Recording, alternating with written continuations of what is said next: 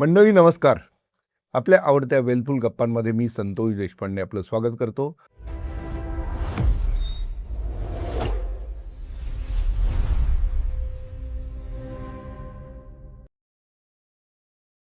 आजचा विषय फारच इंटरेस्टिंग आहे. पूर्ण पॉडकास्ट ऐकायला विसरू नका, चुकवू नका कुठलाही भाग, कारण हा विषय तुमच्या आमच्यासाठी अतिशय महत्त्वाचा आहे. तो आहे सोन्याविषयी. होय, आजच्या अस्वस्थ वातावरणामध्ये गुंतवणुकीचा एक उत्तम पर्याय म्हणून सोन्याकडे पाहिलं जातं. सोन्याचा मोह तसाही आपल्याला असतोच, मात्र या परिस्थितीमध्ये सोनं हा एक उत्तम गुंतवणुकीचा पर्याय म्हणून खरंच चांगला आहे का, हेच आज आपण तपासणार आहोत. आणि त्यासाठी मी बोलतो करणार आहे आपले मार्गदर्शक संदीप भुशेट्टी यांना. सर नमस्कार. नमस्कार. सोन्याचा मोह कुणाला नाही आहे. सोन्यासारखी माणसं आहात तुम्ही सगळे, असं बोलताना देखील आपण बोलतो. त्यामुळे सोनं फक्त दुर्मिळ नाही, तर ते मौल्यवान देखील आहे तितकंच.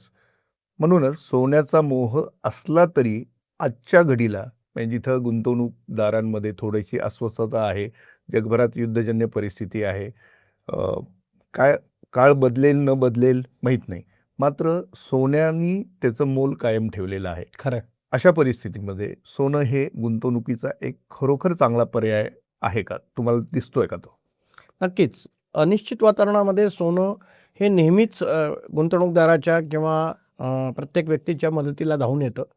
आणि सोन्यामध्ये सातत्याने अनिश्चित काळामध्ये, तुम्ही आज नव्हे तर गेल्या 100 वर्षाचा इतिहास काढून बघितला तर अनिश्चित काळामध्ये किंवा गंभीर स्थिती जेव्हा असते जगभरामध्ये, त्यावेळेस सोन्याचे भाव सातत्याने वरती जाताना आपण पाहिलेले आहेत.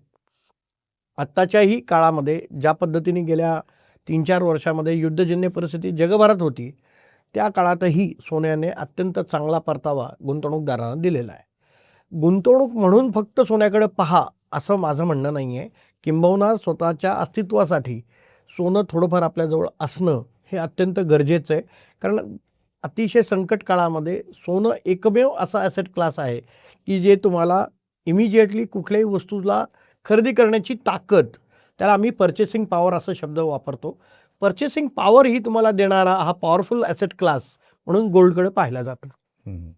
आणि तुम्ही जो मगाशी एक उल्लेख केला की संकट काळातला एक सगळ्यात चांगला मार्ग म्हणजे बरोबर. संकट काळात तुम्हाला हात देणारा सगळ्यात चांगला ॲसेट क्लास म्हणून. बरोबर. तर हे जगभरात असंच चालतं का, भारतामध्येच जास्त त्याचा मोह आहे, आणि हे मुळात का आहे, सोनंच का? आता हे चांगला प्रश्न आहे संतोषजी.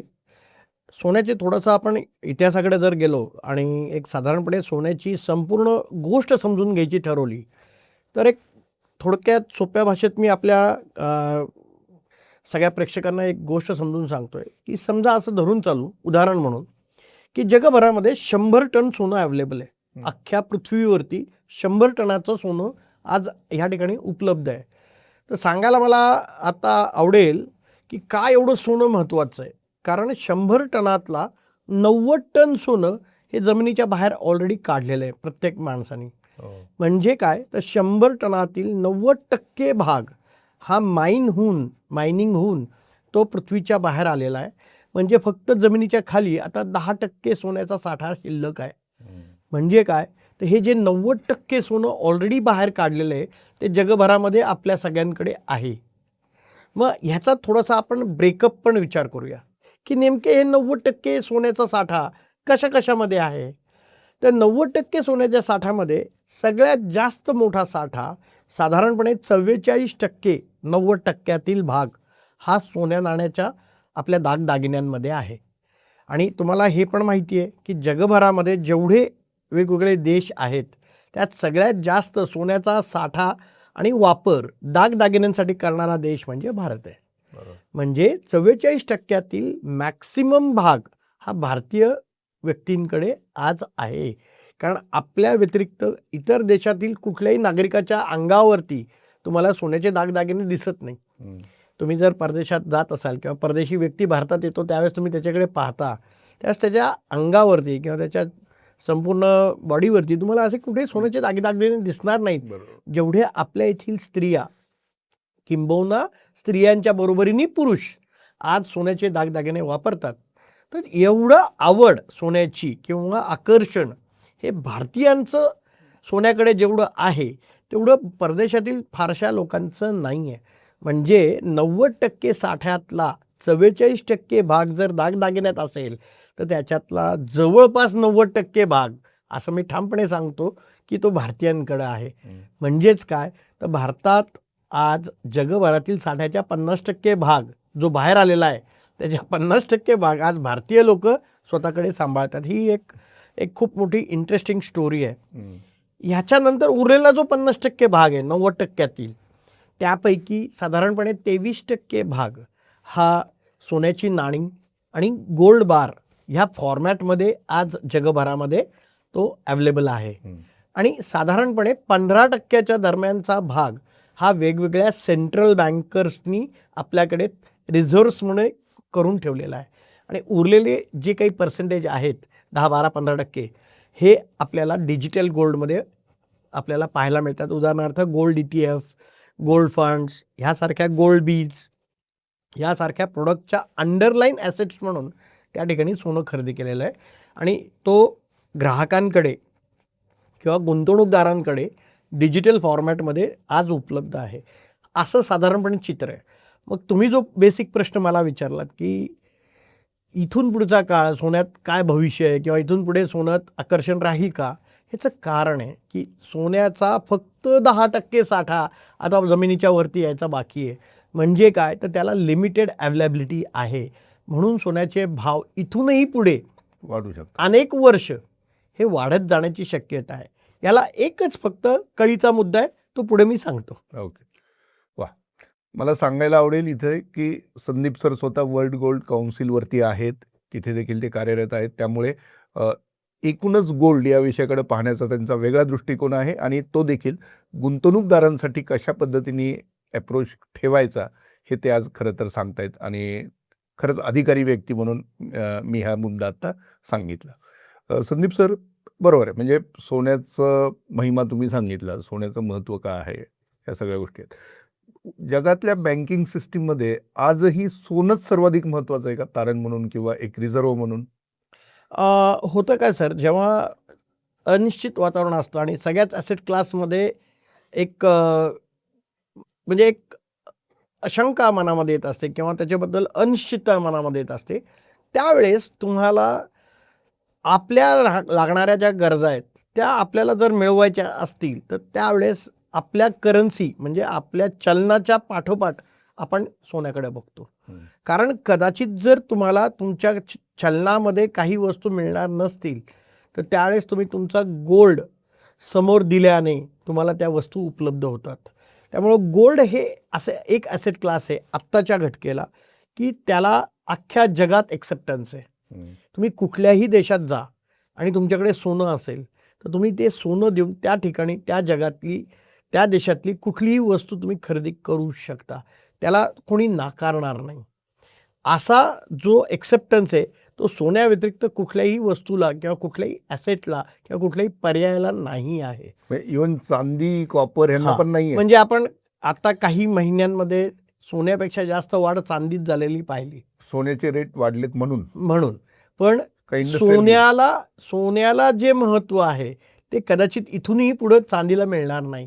कारण चांदी जरी आपण म्हणत असलो प्रेशियस मेटल आहे, पण त्याची उपलब्धता किंवा त्याची अवेलेबिलिटी ही खूप जास्त आहे, जसं सोन्याचं नाही आहे. सोन्यात मी मगाशी जे उल्लेख केला की 90% भाग जर बाजारात आलेला आहे ऑलरेडी आणि 10% अजून यायचा बाकी आहे, तसं चांदीचं नाही आहे. चांदी तुम्हाला कितीही अनलिमिटेड क्रिएट करता येते, ही जमिनीतनं काढण्याची गोष्ट नव्हे. सो सोन्याचं सगळ्यात एक युनिक भाग आहे की तो लिमिटेड आत्ता अवेलेबल आहे. आणि मगाशी मी जे उल्लेख केला की एक कळीचा मुद्दा सोन्यामध्ये पण आहे, तो कळीचा मुद्दा काय आहे तर मी आत्ता सांगतो. डायमंड हा सुद्धा लिमिटेड अवेलेबल असणारा एक प्रकार आहे. परंतु काही काळापूर्वी डायमंड या विषयामध्ये लॅबमध्ये आर्टिफिशियली एक डायमंड क्रिएट केला गेला, त्याला आम्ही लॅब ग्रोन डायमंड असं म्हणतो. आणि तो अत्यंत कमी खर्चामध्ये तयार झाला. त्यामुळे झालं काय की मूळ डायमंड जो ओरिजिनल डायमंड आपण खाणीतनं काढतो त्यासाठी लागणारा खर्च आणि लॅबमध्ये तयार केलेल्या डायमंडवरती तयार झालेला डायमंडचा खर्च याच्यामध्ये प्रचंड मोठी तफावत होती. म्हणजे काय, खाणीतनं निर्माण झालेला डायमंड समजा एक एक 100 रुपयाला तयार होत असेल, तर खाणीच्या ऐवजी लॅबमध्ये तयार केलेला डायमंड 10 रुपयात तयार होतो. त्यामुळे मूळ रकमेचा जो ओरिजिनल डायमंड आहे त्याच्या डायमंडच्या डिमांडमध्ये प्रचंड गिरावट झाली किंवा कमी त्याच्यामध्ये मागणी निर्माण झाली आणि लॅब ग्रोन डायमंडची मागणी प्रचंड वाढली. त्यामुळे जर मूळ डायमंडचे ग्राहकच कमी झाले तर साहजिक आहे की जेव्हा डिमांड कमी झाली तर त्याची प्राईस वाढणार नाही. आजच्या घटकेला कळीचा मुद्दा हाच आहे की मी मगाशी जे म्हटलं की 10% जमिनीच्या खाली सोनं शिल्लक आहे आणि याला पर्याय म्हणून जर उद्या लॅबमध्ये सोनं तयार होण्यास सुरुवात झाली आणि मग ती अनलिमिटेड सोन्याची तयारी जर निर्माण होत असेल तर ह्यावेळेस जसं डायमंडच्या बाबतीत घडलं तसं सोन्याच्या बाबतीतही घडू शकतं. पण त्याची म्हणजे समजा असं कधी काही घडलंच तरी त्याला एक वेळ डायमंडच्या बाबतीत शक्य होतं, पण सोन्याच्या बाबतीत तेवढं होईल का नाही अशी मला शंका वाटते. याचं कारण असं बेंटेक्सची दागिने देखील आपल्याकडे वापरण्यात आलेले आहेत किंवा काय, पण शेवटी आपलं म्हणतो ते सोनं ना, म्हणजे सोनं हे मानसिक हे पण इन्व्हेस्टमेंट देखील असते. बरोबर. गुंतवणूकदाराची म्हणजे नुसतीच ती आर्थिक गुंतवणूक नसते. नाही. तर तो जो टच मिळाले ना आपल्याकडे एक, आणि दुसरं आपल्या शास्त्रांमध्ये देखील सोन्याला एक आधार दिलेला आहे. बरोबर. आयुर्वेदाने त्याला महत्वाचं मानलेलं आहे, महत्वाचा धातू म्हणून. सो ह्या पण गोष्टी मला वाटतं कन्सिडर होतील त्या काळात. आता ते काळच ठरवेल की त्याला उत्तर काय आहे. बरोबर. परंतु मला असं वाटतं की आजच्या घटकेला तरी सोन्याला लिमिटेशन्स आहेत मायनिंग करण्यामध्ये. त्यामुळे सोन्याचा भाव हा भविष्यातही वाढत जाईल. आत्ता तरी चित्र तसं आहे. बरोबर. आता हे सध्या जे काही युद्ध चाललेलं आहे आणि अनेक देशांमध्ये तेल साठे त्याच्यावरती हल्ले झाले आहेत किंवा तो सप्लाय जो आहे तो डिस्टर्ब झालेला आहे. ऑइल आणि सोनं ह्या दोन्हीच्या किमती एकदम वाढताना दिसतात. काय हे नातं काय आहे बरं? सोन्यामध्ये आणि ऑइलमध्ये एक को रिलेशन आहे. ज्या वेळेस सोन्या किंवा ऑइलमध्ये आपल्याला मोठी प्राईस हाईक होताना दिसते, तर तुम्ही एक अतिशय योग्य उदाहरण सांगितलं की आता निश्चित वातावरण आहे. अनेक युद्धांच्या घटना घडत आहेत आणि त्या युद्धामध्ये प्रामुख्याने तेल साठ्याला एक टार्गेट केलं गेलेलं आहे आणि अनेक ठिकाणी तेल जिथे साठवलं जातं त्या विहिरींना किंवा त्या तेल डेपोजना अटॅक केला गेला आहे आणि त्यामुळे अनेक तेलाचे साठे काही कारणास्तव ते उद्ध्वस्त झालेले आहेत. साहजिक आहे की जगभरात होणारा तेलाचा सप्लाय हा त्यामुळे डिस्टर्ब झालेला आहे. तेल असेल, नॅचरल गॅस असेल, अचानक तुम्हाला गेल्या आठवड्याभरामध्ये असं जाणवतंय, अनेक बातम्या तुम्ही पाहत असाल की तेलाचा साठा किंवा गॅसचा तुटवडा आपल्या देशामध्ये किंवा जगभरामध्ये आता होताना दिसतोय. असं जेव्हा घडतं आणि असं आज पहिल्यांदा घडत नाही आहे, अनेक वेळा इतिहासामध्ये घडलेलं आहे. असं असताना ज्या वेळेस तेलाचे भाव या निमित्ताने वरती गेलेत त्या वेळेस सोन्याचेही भाव त्याच वेळेस वरती गेल्याचं आपल्याला निदर्शनास आलं आहे. म्हणजे काय, सोनं आणि ऑइल हे एकसारखं कोरिलेटेड असल्यासारखं ते चालतं. सोन्याचे भाव वरती जातात तसेच ऑइलचे भावही त्याच वेळेस वरती जातात. परंतु काही अशाही घटना आहेत की ज्या वेळेस ऑइल नॉर्मल आहे पण तरी सोन्याचे भाव वरती गेले, तर ते सोन्याच्या डिमांडमुळे वाढतात. पण नॉर्मली जेव्हा ऑइल अशा क्रायसिस टाईममध्ये वाढतं त्यावेळेस सोनंही त्याच्यासोबत वाढलेलं आत्तापर्यंत निदर्शनास आलेलं आहे. वा, हे अतिशय महत्त्वाची माहिती तुम्ही दिली. आता मूळ विषयाकडे येऊ. हो. आता गुंतवणुकीसाठी सोनं उत्तम आहे असं तुम्ही थोडक्यात आता सांगितलं. बरोबर. पण आत्ता जर पाहायला गेलो आपण तर प्रत्यक्ष सोनं घेणं किंवा अन्य मार्गातनं ते घेणं, कुठला मार्ग चांगला, कुठला सुरक्षित? बरोबर. कारण सोनं परचेस करायचं एकतर आता किमती खूप झालेल्या आहेत. होय. सर्वसामान्यांच्या आवाक्याच्या बाहेर कदाचित ते आणखी जातील असं बोललं जातं. खरंय. तरीही जर मग आपल्याला सोनं घ्यायचंच असेल तर कसं करायचं? संतोषजी, 2-3 महत्त्वाचे मुद्दे आहेत सोने खरेदी करताना प्रत्येक ग्राहकाने किंवा प्रत्येक गुंतवणूकदाराने तपासणं गरजेचं आहे. मी जी काही वस्तू घेतोय ती कितपत प्युअर फॉर्मॅटमध्ये घेतोय. उदाहरणार्थ त्याची प्युअरिटी हे आपल्याला नक्कीच तपासली पाहिजे. कारण जसा सोन्याचा भाव वाढतोय त्याच्यामध्ये फसवण्याचा कार्यक्रम पण तितकाच वाढत चाललेला आहे. म्हणजेच काय, की जर मी 24 कॅरेटचं सोनं खरेदी करण्याची इच्छा प्राप्त करतोय आणि मला 24 कॅरेटचं सोनं आज खरेदी करायचं आहे, तर कित्येक ठिकाणी आत्ता बातम्या आपण वाचताना पाहतोय किंवा घडताना पाहताय, की अनेक ठिकाणी प्युअर सोनं म्हणून त्याच्यामध्ये अनप्युअर सोनं विकलं जातं आहे. किंबहुना काही ठिकाणी तर अक्षरशः सोनं ते नाहीच आहे. सोन्याचा मुलामा केलेले इतर धातू, उदाहरणार्थ पितळ, उदाहरणार्थ लोखंड, याला सोन्याचे मुलामा देऊन सोन्याची वस्तू आहे असं सांगून ते सोनं विकलं गेलं आहे. आणि हे प्रामुख्याने आश्चर्यकारकरित्या प्युअर फॉर्मॅटमध्ये असणारं सोनं, उदाहरणार्थ तुमची सोन्याची वळी किंवा सोन्याचे बार, ह्याच्यामध्ये हे खूप मोठ्या प्रमाणामध्ये असे फसवणुकीचे प्रकार झालेले आत्ता आपल्या निदर्शनास येत आहेत. म्हणून ग्राहकांनी हे सोनं खरेदी करताना, कारण मगाशी तुम्ही उल्लेख केला की हे इमोशनल पण बाईंग असतं, अशा वेळेस आपला इमोशनल खरेदी करण्याचा जो एक उत्साह आहे, तर आपण खरंच मूळ सोनं घेतोय, ओरिजिनल सोनं घेतोय का आपल्या माथी डुप्लिकेट सोनं किंवा अतिशय चुकीच्या पद्धतीचं सोनं आपल्या गळ्यात घातलं जातं आहे, हे तपासणं गरजेचं आहे. म्हणून हे सगळं टाळायचं जर असेल तर तुम्ही डिजिटल फॉर्मॅटमध्ये सुद्धा सोनं खरेदी करू शकता. तिथे प्युअरिटीचा विषय येत नाही, कारण तिथे तुम्ही पेपर फॉर्मॅटमध्ये गोल्ड घेत असता.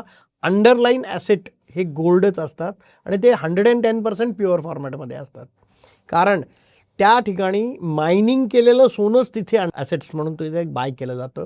त्यामुळे त्याच्या फॉर्मॅटमध्ये काही मिलावट होण्याचं काही कारण नाही.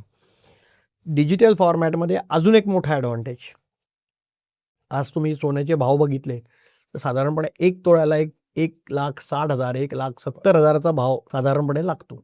आता तुमच्या माझ्यासारखा सामान्य माणूस जर सोनं खरेदी करायला गेला तर कदाचित आपल्याकडे 1,70,000 नसू शकतील. बरोबर. मग आपल्याला सोनं खरेदी करता येणार नाही का? नाही येणार, कारण 1 तोळा घ्यायचा असेल तर तेवढे 1,70,000 द्यावे लागतील. किंबहुना मी म्हणेन की 1 ग्रॅम सोनं जरी घ्यायचं असेल तरी तुम्हाला त्याच्या 1/10 म्हणजे 17,000 रुपये तरी खिशात पाहिजे. बरोबर. पण माझ्याकडे आता 500 रुपये आहेत साहेब, मग मला काही सोनं खरेदी करायचा अधिकार नाही का?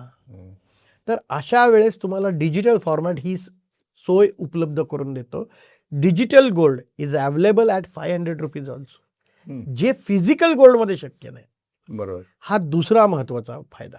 डिजिटल गोल्डचा अजून एक महत्त्वाचा फायदा, की तुम्हाला लागतील तेवढे युनिट्स किंवा लागतील तेवढे पैशाचे सोन्याची अमाऊंट ही तुम्ही विड्रॉ करू शकता. तुम्हाला 1 तोळा सोनं आहे आणि मला फक्त 10,000 रुपयाची गरज आहे, तर मला अर्धा ग्रॅम सोनं काढून विकता येत नाही 1 तोळ्याचं. हे एक प्रॉब्लेम आहे फिजिकल गोल्डचा, तो डिजिटल फॉर्मॅटमध्ये नाही आहे. आणि विकताना देखील सर त्याला काय किंमत येते वजावट ते माहीत नसतं आपल्याला. आणि भाव जो सोन्याचा आहे तोच मिळेल का, तर नाही मिळत. बरोबर. विक्रीचा भाव वेगळा असतो, खरेदीचा भाव वेगळा असतो. डिजिटल फॉर्मॅटमधल्या सोन्यामध्ये असं नसतं. जो एक भाव आहे, जो 22 कॅरेट 24 कॅरेटचा जो काही भाव आपण ट्रेड करताना पाहतो, तोच भावाने तुम्हाला वस्तू विकताना तीच भाव आपल्या पदरी पडतं आणि एक्झॅक्टली तेवढीच अमाऊंट आपल्याला मिळते. हा एक खूप मोठा फायदा डिजिटल फॉर्मॅटमध्ये आहे. डिजिटल फॉर्मॅटमध्ये आणखीन एक सगळ्यात महत्त्वाचा फायदा जो खूप वेळा लोकांच्या लक्षात येत नाही. आज फिजिकल सोनं घेतलं संतोष सरांनी, एक 5 तोळे सोन्याचं वळा घेतला किंवा एक बिस्किट घेतलं, एखादं छोटंसं नाणं घेतलं. आज जे चुकून खिशातनं ठेवल्यानंतर हरवलं तर ते गेलं, किंवा कोणीतरी तुमच्या घरातून ते काढून घेतलं, बरोबर. चोरीला गेलं तर ते गेलं. म्हणजे सांभाळण्याची रिस्क ही फिजिकल गोल्डमध्ये आहे. डिजिटल गोल्डमध्ये ती रिस्कच नाही आहे, कारण ती तुमच्या नावावर डीमॅट फॉर्मॅटमध्ये किंवा फिजिकल अकाउंटिंग फॉर्मॅटमध्ये तुमच्या पेपर फॉर्मॅटमध्ये ती येत असते. तुम्ही जगाच्या पाठीवर कुठेही असा, तुम्ही ते विड्रॉ करू शकता आणि थेट पैसे तुमच्या खात्यामध्ये येऊ शकतात. ही एक खूप मोठी फ्लेक्झिबिलिटी, सांभाळण्याची रिस्क झिरो, आणि सगळ्यात महत्त्वाचं म्हणजे वजावट जी विकताना आपल्याला जी फिजिकल गोल्डमध्ये द्यावी लागते, डिफरन्स दोन्ही रेटमधला द्यावा लागतो. हे सगळे ड्रॉबॅक्स डिजिटल फॉर्मॅटमधल्या गोल्डमध्ये आपल्याला टाळता येतात. त्यामुळे जर इथंही आत्ताही जर ग्राहकांना किंवा गुंतवणूकदारांना सोनं खरेदी करायचं असेल तर माझा आवर्जून सल्ला आहे, नक्की डिजिटल गोल्डचा विचार करा. नाही, खूप ॲडव्हांटेजेस आहेत. तुम्ही सांगताय तसं सगळं बरोबर आहे. पण तरी देखील मला ते फिजिकली सोनं घेण्यात आनंद आहे हो, असं हो. आपण समजू. तर त्यांनी कशा पद्धतीने याच्याकडे पाहावं? म्हणजे त्यांनी वन टाईम सोनं घेण्यापेक्षा डिजिटल गोल्डमध्ये आधी करून नंतर ते रिडीम करावं करेक्ट. किंवा काय असं? संतोषजी, मी तुम्हाला एक छान उदाहरण देतो या संदर्भात. जर मला एक मुलगी आहे आणि तिचं वय आज 5 वर्ष आहे आणि मला माझ्या मुलीच्या लग्नासाठी एक एक विचार डोक्यात आहे, की माझ्या मुलीच्या लग्नाच्या दिवशी मला तिला एक दागदागिने तयार करायचे आहेत. त्यासाठी मी आजपासून छोट्या-छोट्या रकमेमध्ये गोल्ड खरेदी करतोय, सोनं खरेदी करतोय. माझं असं या ठिकाणी आत्ता आपल्या सगळ्या गुंतवणूकदारांना एक उदाहरण द्यायचं आहे, की तुम्ही फिजिकल गोल्ड आजपासून खरेदी न करता तुम्हाला जसे जमतील तसे ₹500, ₹1000, ₹10,000, ₹1,00,000 तुम्हाला जसे जमतायत तेवढ्या रकमेचं डिजिटल गोल्ड तुम्ही आजपासून खरेदी करायला सुरुवात करा. पुढचे 15, 20, 22 वर्ष तुमच्याकडे आहेत. दरवर्षी जेव्हा जमेल, दर महिन्याला जसं जमेल तसं तुम्ही डिजिटल फॉर्मॅटमध्ये गोल्ड एकत्र करायला सुरुवात करा. 20-22 वर्षानंतर जेव्हा ॲक्च्युली आपल्या मुलीचं लग्न करायचं आहे, त्यावेळेस ह्या डिजिटल गोल्डमध्ये जे जमा झालेलं सोनं आहे, त्या दिवशीच्या एक्झॅक्ट भावामध्ये तुम्ही त्याला विका. ते थेट पैसे आपल्या खात्यात येतात. त्या पैशातनं त्या दिवशी आपण ॲक्च्युली आपल्या मुलीला आवडेल त्या पद्धतीचे दागदागिने आपण फिजिकली बाय करा. म्हणजे भावामध्ये तुम्हाला फरक नाही राहणार. आपल्याला अद्ययावत डिझाईन्सचे दागिने त्यावेळेस खरेदी करता येतील आणि आज 22 वर्षामध्ये अक्षरशः ₹500 पासून कैक पटीमध्ये आपल्याला जेव्हा जसे पैसे उपलब्ध होते तसं आपण वाढ करत गेलो. आणि सांभाळायची रिस्क नाही. सांभाळायची रिस्क नाही, प्युअरिटीची रिस्क नाही. त्याच्यानंतर ट्रान्सपरंट रेट, ह्या अनेक फायद्यांमध्ये आपण आज त्याच्यामध्ये बसलेलो आहोत. आज पुण्यामध्ये आपण आहोत. उद्या काही काळानंतर आपल्या व्यवसायानिमित्त किंवा नोकरीनिमित्त आपली बदली झाली. आपण महाराष्ट्राच्या बाहेर गेलो. काही दिवसानंतर महाराष्ट्राच्या बाहेर जाता तसंच आपण देशाच्या बाहेर गेलो. तरी हा डिजिटल गोल्ड आपल्याला घेऊन जाणं सोपं आहे. कारण आपल्याला कुठे कॅरी करायचं नाही आहे. कागदावरती तो गोल्ड आहे आणि तुम्ही जगाच्या पाठीवर कुठेही राहा. त्यावेळेस 22 वर्षांनी जेव्हा लग्न करायची वेळ येईल, उद्या अमेरिकेत आपली मुलगी आहे, आपण अमेरिकेत आहोत. आपल्याला अमेरिकेत बसून दागदागिने तयार करता येतील. उद्या भारतामध्ये कुठल्याही शहरामध्ये असू, तिथे बसून आपल्याला हे दागदागिने तयार करता येतील. म्हणजे काय, आज जे सगळ्यात महत्त्वाचे 3 रिस्क आहेत गोल्डमधले, सांभाळण्याची रिस्क, प्युअरिटीची रिस्क आणि ट्रान्सपरन्सीची रिस्क. या तिन्ही रिस्कमध्ये आपल्याला फिजिकल गोल्डच्या ऐवजी डिजिटल गोल्ड खूप जास्त योग्य पर्याय म्हणून पाहता येईल आणि मला असं वाटतं की ही एक खूप चांगली पद्धत आपण अवलंबन करणं गरजेचं आहे. म्हणजे मला आता तुम्ही जे उदाहरण दिलं त्यावरून मला असं लक्षात आलं की आपल्याकडे सोन्याची भिशी देखील होते. हो. तर हाच मार्ग खरंच त्यासाठी देखील एक बरोबर. चांगला पर्याय होऊ शकतो. बरोबर. मला पुण्यात माहिती आहे सर, अनेक महिला वर्ग अनेक सोनारांच्याकडे जाऊन सोन्याची भिशी लावतात. कारण तिथे प्रत्येकाकडे द्यायला मोठे पैसे नसतात. कोणी ₹500 भिशी लावतं, कोणी ₹1000 भिशी लावतं, कोणी ₹5000 भिशी लावतं. मी त्यांना एकच सांगेन, जे सोनार करतो तो तुम्हाला काय सांगत असतो की तुम्ही 12 महिन्याची भिशी लावा. 13वा महिना 1 महिन्याचा गॅप आणि 14व्या महिन्यात आम्ही 1 महिन्याचा रक्कम तुमच्या भिशीमध्ये ॲड करू. बरोबर. मी तुम्हाला डिजिटल गोल्डचा बेनिफिट सांगतो सर. इथे 14 महिन्यानंतर एक महिन्याचा परतावा सोनार देत असतो. डिजिटल फॉर्मॅटमध्ये जेव्हा तुम्ही गोल्ड बाय करता, तुम्हाला ॲक्च्युली 10 वर्ष जर हे सातत्याने तुम्ही केलं तर अक्षरशः 10 वर्षात 2 वर्ष सोनं फ्री पडतं. हो. जे कदाचित तुम्हाला या गोल्ड भिशीमध्ये पडणार नाही. म्हणजे इतका चांगला फायदा आपल्याला गोल्डमधनं, डिजिटल गोल्डमधनं घेता येतो. पण हे खूप लोकांना माहितीच नाही. वा. तर मित्रांनो, हे किती इंटरेस्टिंग आहे पहा सगळं, की आज आपल्याला सोनं खरेदी करायची इच्छा जर असेल तर ती इच्छा दाबून न टाकता आपण ती व्यक्त करायची. डिजिटल गोल्डच्या माध्यमातून आपण जेवढं आपल्याला शक्य आहे ₹500, ₹1000 इतके पैसे टाकून ते गोल्ड घ्यायचं. थोडक्यात सोनं आपल्या अकाउंटला जमा होत राहील आणि ज्या काळात जेव्हा कधी आपल्याला सोन्याचा दागिना करायचा आहे तेव्हा तेच पैसे वापरायचे. असा थोडक्यात हा खूप उत्तम मार्ग आता संदीप सरांनी सांगितला. सर, आता हे सगळं तुम्ही सांगितलं. भविष्यात गोल्डच्या इन्व्हेस्टमेंटकडं म्हणजे ज्यांना इन्व्हेस्टमेंट म्हणून करायची आहे, त्यांना तुम्ही काय सल्ला द्याल? आपल्या एकूण पैशामध्ये गोल्डचं साधारणपणे पर्सेंटेज हे साधारणपणे 10 ते 12-15% असावं. अनेक वेळा काय होतं, की आपण त्या मोहापायी आपण आपलं एक्सपोजर वाढवत जातो. हं. आणि मला खूप वेळा असं जाणवलंय, की गोल्डचं एक्सपोजर आपल्या पोर्टफोलिओमध्ये, एकूण असेट्समध्ये हे 20% पुढे गेलंय, 25% पुढे गेलंय, काही ठिकाणी 50% पर्यंत जातं. हे थोडं ॲबनॉर्मल आहे. याची गरज नाही. कारण मी जरी एवढे तुम्हाला सगळे चांगले त्याच्यातले फायदे सांगितलेले असले, तरी एक सत्य मात्र ह्याच्यात अजून एक आहे, की गेल्या 200 वर्षाचा इतिहास जर तुम्ही सोन्याचा काढून बघितला, साधारणपणे ॲव्हरेज 6 ते 8% दरम्यानच परतावा सोन्याने दिलेला आहे. ॲव्हरेज 200 वर्ष. त्यामुळे सोन्यामध्ये एक लिमिटेड एक्सपोजर असायला हवं. मी पुन्हा पुन्हा सांगेन, संपत्ती निर्मिती करायची असेल तर सोन्याच्या बरोबरीने इतर पर्यायांमध्ये पण गुंतवणूक जास्त गरजेची आहे. सोन्यामध्ये हे तुम्हाला रिस्कला हेज करण्यासाठी तुम्हाला वापरता येईल.